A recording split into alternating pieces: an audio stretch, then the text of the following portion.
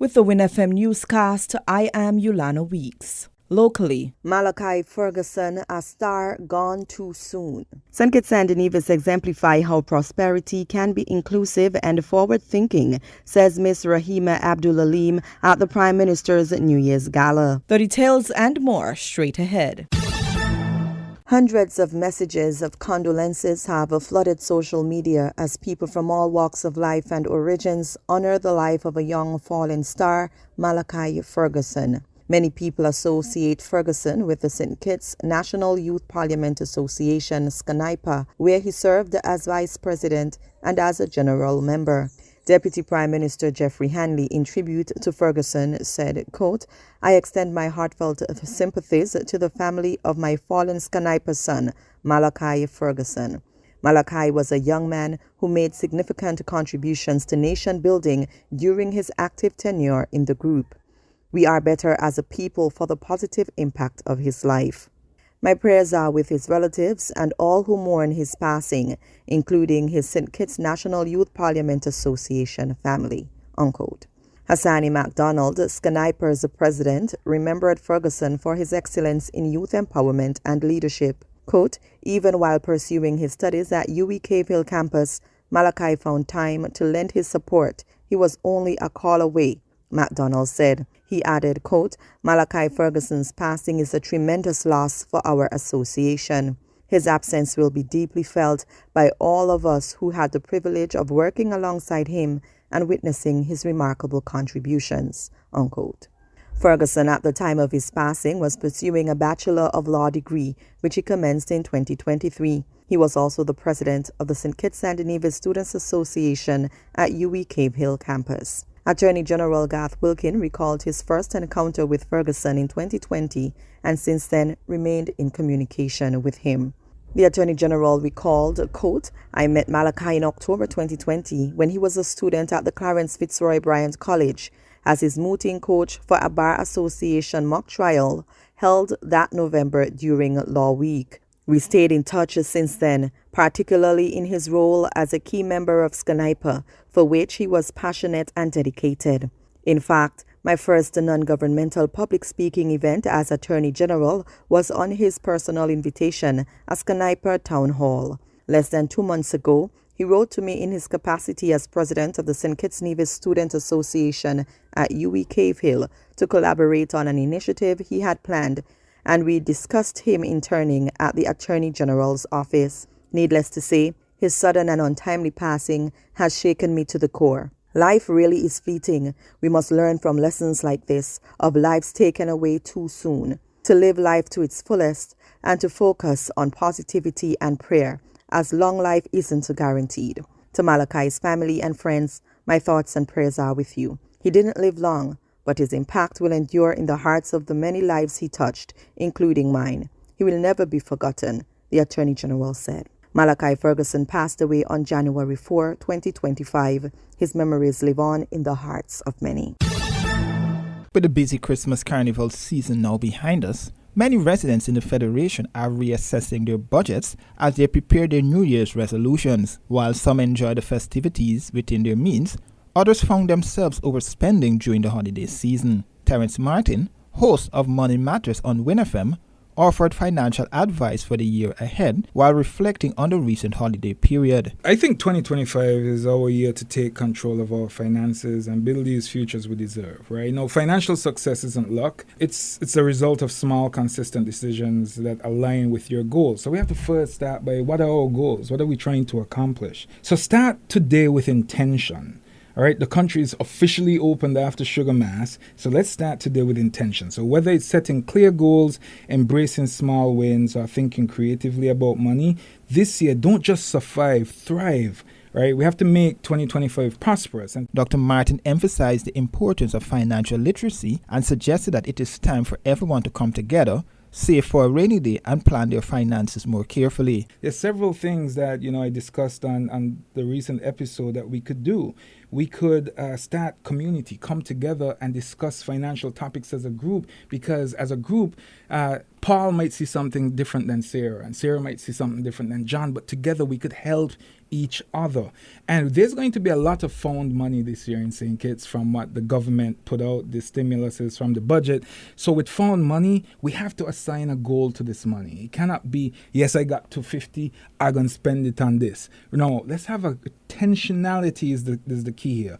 Let's have a goal. 125 is going to go towards reducing this debt. 125, I want to invest, I want to save, I want to travel next year. 125 could go towards that. The university professor is firm in his belief that people must prioritize their financial well-being and focus on saving, especially in the face of economic uncertainty. A 1% rule. Just be 1% better next month than you were this month. So if you saved $100 in January, save 101 in February. Simple so. It doesn't have to be grand for it to be successful. And leverage technology to visualize where we are, right? If you want to be more analog, you could do a vision board party like I suggested, get some images of the life you want. But most importantly as well, I like to set a financial mission statement, a money mission statement. So my money mission statement is I prioritize financial freedom so I can travel the world, take care of my family, and retire comfortably. Of my paycheck, I think I save like 40%, right? And I know that's not going to be possible for everybody. But if you could save 1%. While the Christmas Carnival season is often a time when people invest in improving their homes and ensuring their children have the best, Dr. Martin cautioned that it is important to stay mindful of challenges ahead. As the world continues to grapple with inflation, St. Kitts and Nevis is not immune to global economic shocks. The country remains heavily dependent on the United States for food and on the global community for the Citizenship by Investment program for revenue. You know, let's do this. Pay yourself first. You get paid, pay yourself first. I had a colleague whose mom had cancer, and it cost thousands of dollars, right? But she still maintained saving $5 every month because that built habit. So it's all about intentionality. It's all about incremental change. And it's all about community. And that's how, as Black people in the Caribbean, we can survive. Because you know what? If you don't do it, it's going to be done to you. If you fail to plan, you plan to fail. So that's the way we're going to approach 2025 with intentionality, and Money Matters. Myself as the host will be right here to guide you.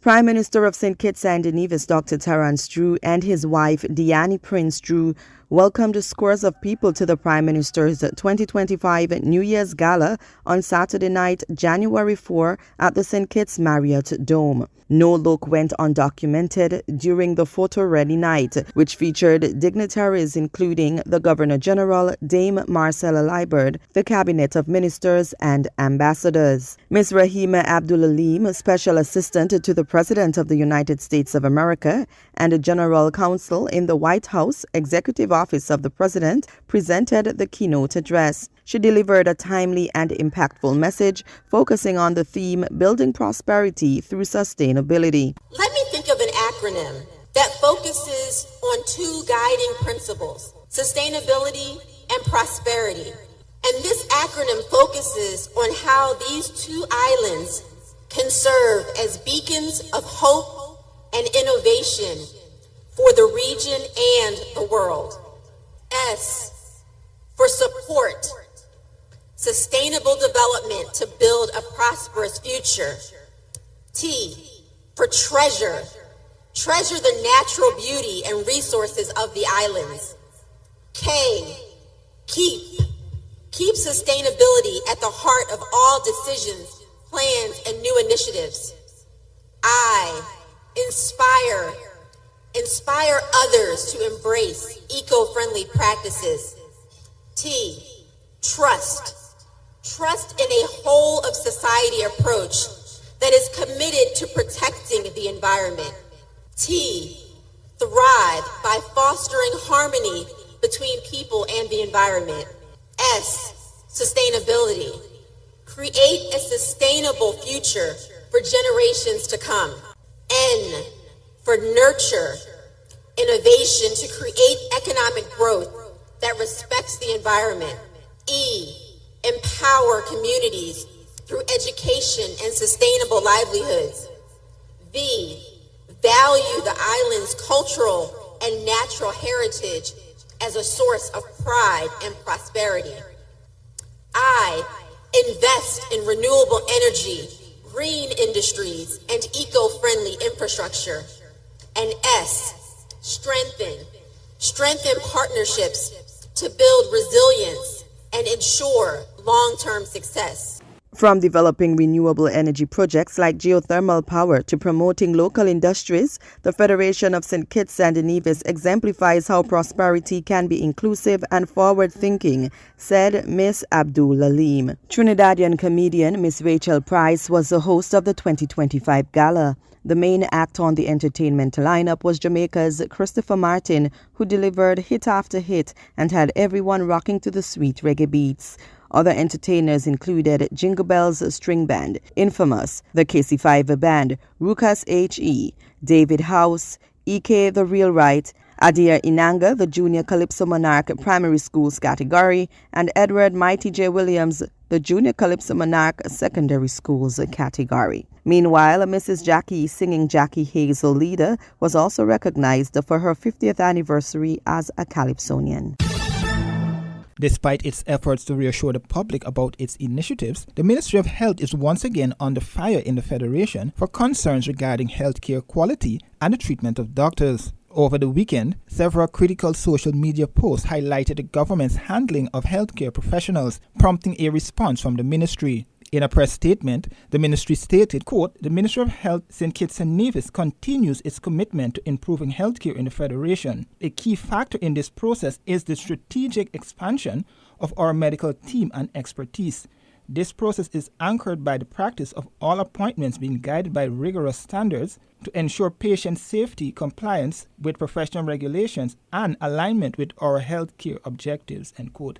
This comes after two medical practitioners who recently returned from studies abroad criticized the challenges they have faced in practicing medicine in the Federation. In response, the Ministry of Health outlined several of its recent achievements, including the recruitment of more specialist personnel, the advancement of nursing expertise, and plans for further expansion of medical care. These developments align with our strategic objective to attain international accreditation for our ICU services, ensuring that our health care delivery meets global standards, end quote. WINN FM attempted to contact Jensen Morton, Director of Health Institutions in the Ministry of Health, for further comments, but he was unavailable up to news time. Previously, Morton had highlighted several changes made at the Joseph N. France General Hospital as part of the government's effort to modernize the facility. The ministry noted that, quote, "All individuals applying for medical work in the Federation must be approved and certified by the medical board, particularly specialists in their specific fields, before being granted full employment or hospital privilege," end quote. Regionally, Trinidad and Tobago's Prime Minister Dr. Keith Rowley responds to criticism. He is dismissing suggestions that he is shirking his responsibilities following his announcement that he will be stepping aside. More on this from TV6 News. When I talk to my colleagues in the parliament, I tell them all the time, don't fall in love with these jobs, Don't fall in love with them. There are times when you have to leave them. And it's better to leave on your terms than to be sent out. Prime Minister Dr. Keith Rowley is denying that he is shirking his responsibilities by stepping away from politics in the near future, noting that it should be seen as a positive step for the country where a leader was not pushed out. But it was difficult for people to accept that sitting leader would walk away.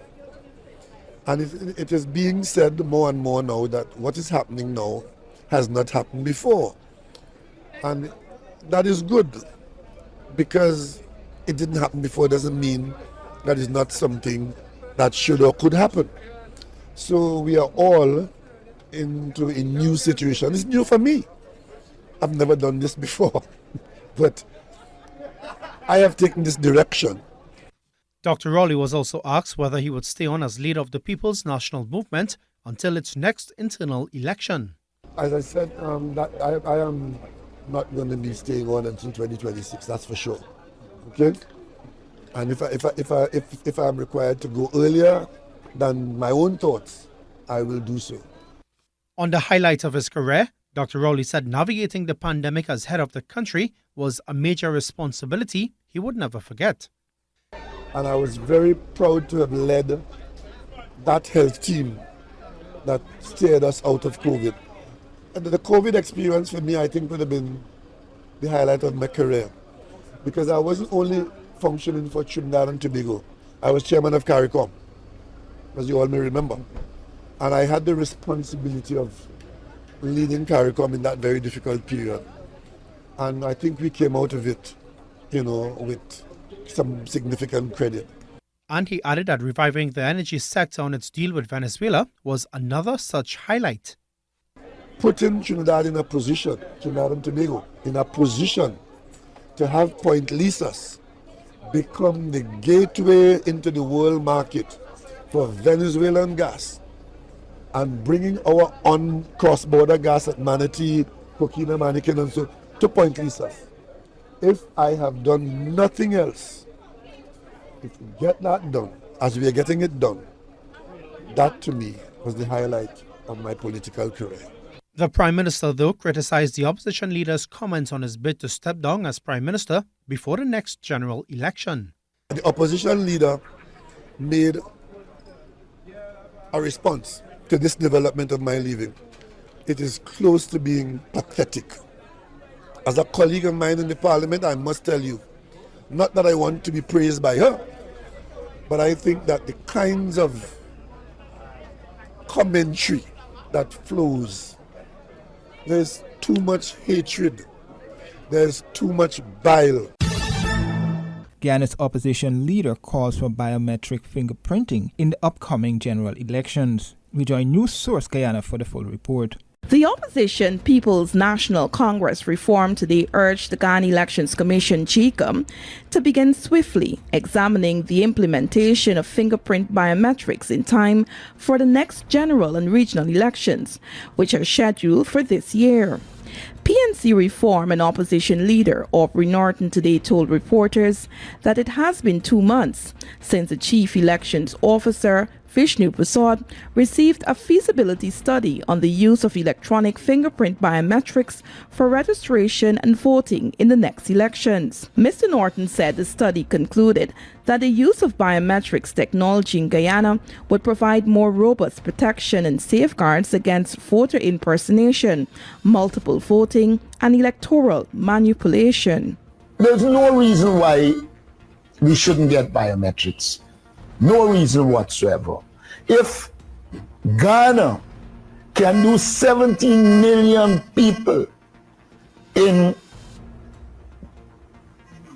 under 2 months, why can Guyana do it with 750,000? The only reason we might not be able to do it is because of the incompetence of the government. But I believe if they give GECOM the resources and allow it to operate independently, they can deliver on biometrics with the assistance of specialists from overseas. Norton said the chairperson of the Elections Commission, Claudette Singh, has an obligation to guarantee free and fair elections and to set the groundwork for that to take place.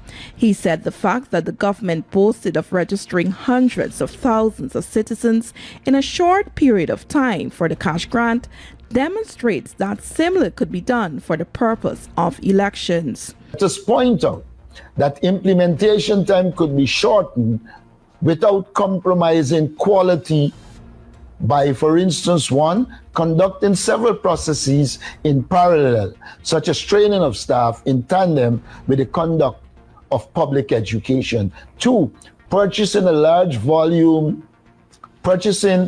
of biometric kits and employing a large body of field staff. Costs should be no hindrance here. Three, as new ID cards would not be critical at this stage, time need not be devoted to their production and distribution. These processes could occur after the elections. And four, the lessons and experiences of other countries could be used to avoid difficulties and to adopt best practices. Mr. Norton said with the clock ticking and time inching closer for general elections, the Elections Commission must urgently make a decision on the way forward.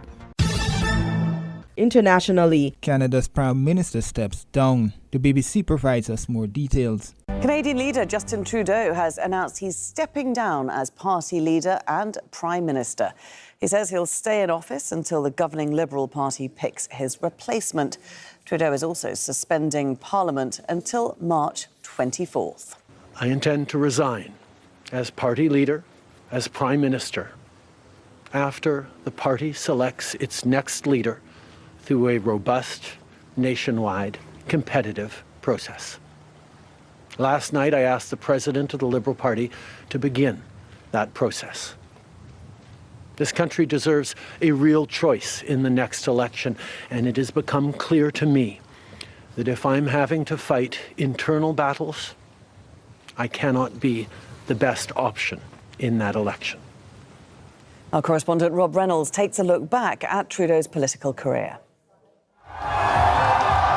Justin Trudeau's Liberal Party decisively defeated Conservative incumbent Stephen Harper in 2015. Tonight, Canadians rejected division and negativity. The son of the late Prime Minister Pierre Trudeau, he was 43 years old when he took office. Trudeau pursued a liberal social agenda.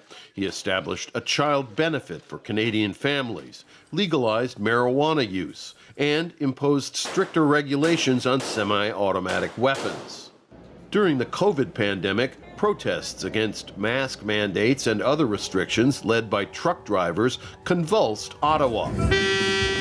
Trudeau invoked emergency powers to bring the demonstrations to an end. Trudeau vigorously supported Ukraine in its fight against Russian invasion. No bombs, no bullets, and no bullies will ever take away your drive for freedom. His government clashed with China over the detention of a Chinese businesswoman and with India, following what Trudeau alleged was an Indian assassination of a Canadian Sikh leader. Hello. In 2015, Trudeau opened Canada to tens of thousands of refugees fleeing civil war in Syria. When Israel's war on Gaza began in late 2023, Trudeau was slow to call for a ceasefire. Israel's killing of Palestinian civilians triggered protests in Toronto. Trudeau sought to maintain amicable relations with the U.S., despite tensions over trade during Donald Trump's first term. The relationship between Canada and the United States is extremely strong. But a slew of ethics scandals and political missteps took their toll. Eventually, Trudeau's popularity plummeted, with an approval rating of 24% in December 2024. A big part of recognizing strengths and weaknesses is when you make a mistake, you admit it, you make amends, you ask for forgiveness. The prospect of Trump's return to power, his threats of tariffs on Canadian imports, and how to respond led to tensions and resignations within Trudeau's government. Trudeau's downfall signals an end of an era in Canadian politics. Rob Reynolds, Al Jazeera. Stevie O'Brien is a senior advisor at Macmillan Vantage. That's a Canadian public affairs firm specialising in government relations. She joins us now from Ottawa. Good to have you with us. First of all, just your reaction to this announcement. Well, it should be Prime Minister Trudeau's sort of day. We've seen a lot here in Ottawa, opposition parties coming out already sort of seeking blood. And I think we need to take a minute and talk, as you just did on your show, about the great legacy he's had, a 10-year run as Prime Minister and quite a progressive voice in North America. Absolutely. I mean, he came to power in such a blaze of glory, and as you said, with these progressive agenda. So why did Canadians sour on him? I think if you look at history, there's a precedent where there's been a global pandemic mixed with, matched with economic downturn that sort of led to the rise of, more right-leaning parties. I think there's that. I think the fact that, in Canadian history, no prime minister has ever won 4 elections in a row. So there is a natural end point. And it's not, he missed the tone change that happened here and in other places over the last sort of 18 months where hope and optimism have been replaced increasingly with rage and anger. And I don't think he responded quickly enough to those concerns about housing and affordability, where the opposition leader was quick to do so. So what do you make of the timing of all this, given that it's going to be such a tumultuous time for Canada, just as President-elect Trump takes power over the border, threatening a trade war? It's the worst possible time that we could be focusing on a leadership race and internal political divisions instead of looking outwards and taking that unified Team Canada approach that was successful when in the first Trump administration, when we were renegotiating the free trade agreements. So it's very unfortunate. Many are going to criticize Trudeau for not having sort of read the polls and acted faster. I think there were indications 6 months for sure, but upwards of a year ago, that this was the way things were going. Had he stepped down earlier, we would maybe have a government in place to negotiate on firmer ground with Trump on these tariff things. Right now, it's going to be a chaotic January, February. Okay, Stevie O'Brien, many thanks indeed.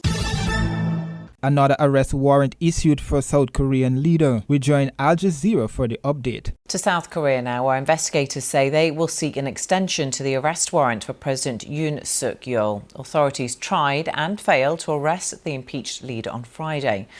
After a dramatic 6-hour standoff, they called off their attempt after Mr. Yoon's security team formed a human wall and used vehicles to block the arrest team's path. The US Secretary of State, Antony Blinken, is in the country as the political impasse continues. He has also condemned a North Korean ballistic missile launch which took place in the past few hours. We condemn the DPRK's missile launch just today, yet another violation of multiple UN Security Council resolutions. Well, let's speak now to Yoon Sik Bong, Professor of International Relations at Yonsei University. Welcome to you. Thanks very much for being with us. What's your assessment of the situation at the moment? Do you think the authorities will be able to secure an extension to this arrest warrant? Well, we have to wait and see because it is still subject of the great controversy, even among legal scholars, whether the Office of Corruption Investigation is the proper authority with a proper jurisdiction to exercise the right to issue a warrant to President Yoon Suk Yeol for the allegation of his involvement in the insurrection. Otherwise, the national police will be the authority to issue the warrant to the president. So there is a ping-pong game going on between the Office of Corruption Investigation and the national police and the prosecutor office to decide who is going to, take the responsibility to tackle the challenge to serve the warrant to the president, despite the huge protest outside. Yeah, huge protests outside for many days now, but also supporters of the president also outside. We've seen this tense standoff. There are those who are questioning, really, the effectiveness of South Korea's political and legal institutions, the fact that this is playing out the way it is. What's your assessment? Yeah, so when you turn a stone, you're going to see a lot of ugly things like worms that used to live underneath the wet stone. But you have to turn every stone in order to get the bottom of your problems and make improvements about them. So this is a new thing for South Korean democracy and the citizens who would have imagined how to interpret the constitution and the role of the jurisdiction and national police in case the president would be possibly charged for the allegation of insurrection, let alone the case of impeachment for the second time in the past 5 years. So this is a new round of the test for South Korean democracy and its interpretations of the Constitution. We are going to build very important and lasting legal precedents, which will only make the South Korea's liberal democracy more mature and more effective in terms of the practice of the basic law, constitution, and democracy. This is a very ugly and painful process, but it is a price we are ready to pay as a result of we Koreans, having cut many corners for the very rapid industrialization and very compressed process of making difficult transition from military dictatorship to liberal democracy, like in personal life, in politics and economy in South Korea. We need to pay the price for long-term growth and maturation. We've seen US Secretary of State Antony Blinken in South Korea, in Seoul, in the past few hours, and giving his support for South Korea and talking about the strength of the democracy there. He says that the country is responding by demonstrating your democratic resilience. He said the US has full confidence in South Korea's institutions, and we reaffirm our unwavering support for the Korean people as they work tirelessly to uphold those institutions. How important are these words? Is his presence there? It is very important for the both sides of the political polarization, for both the supporters of President Yoon Suk-yeol and the critics of him, because the U.S. also went through a very difficult phase of the political transition, especially when then incumbent President Donald Trump refused to endorse the result of the 2020 presidential election and sent a very toxic message to the supporters. And the mob of supporters actually raided the Capitol, building, which resulted in unfortunate casualties. So when you juxtapose a very recent memory of U.S. politics in crisis and the current situation in South Korea, then there are elements for South Koreans as well as Americans to remain hopeful. These are very difficult phases, but political polarization is not so rare these days, even for very mature democracies. So Secretary Blinken's endorsement of the peaceful and constitutional process after the surprising declaration of martial law by President Yoon Suk-yeol is very encouraging, and it's a very agreeable message to South Korean people as well. Okay, Professor Bong, really interesting to get your analysis. Thank you very much for joining us from Seoul.